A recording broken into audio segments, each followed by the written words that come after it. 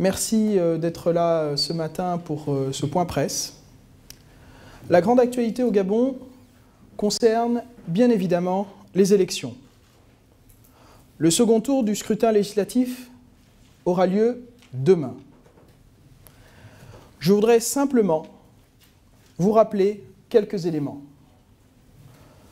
Redire tout d'abord que le premier tour des élections législatives ainsi que les élections locales se sont déroulées dans des conditions très satisfaisantes le 6 octobre dernier.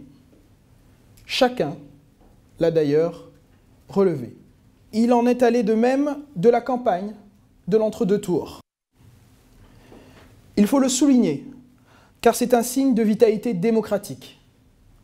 Aucun incident grave n'a été relevé et il faut s'en féliciter.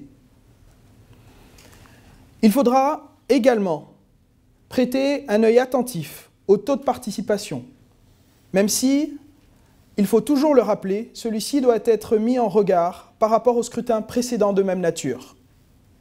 Suivant le principe bien connu, il faut toujours comparer des choses comparables. D'ailleurs, j'attire votre attention sur le fait que la tendance à la baisse du taux de participation lors des élections, en particulier lors des élections intermédiaires, n'est pas un phénomène spécifiquement gabonais, comme j'ai pu le lire ça ou là. Ça n'est même pas un phénomène exclusivement africain. Il s'agit d'une tendance globale qui s'observe partout dans le monde, dans les jeunes, comme dans les démocraties les plus anciennes. Enfin, je vous rappelle que le scrutin de demain est important.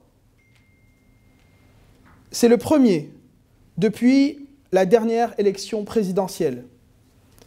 Il permettra probablement de dégager une majorité claire qui autorisera à poursuivre l'agenda des réformes qui a été élaboré. Pour votre parfaite information, mais vous le savez déjà, 84 députés ont été élus dès le premier tour des élections législatives.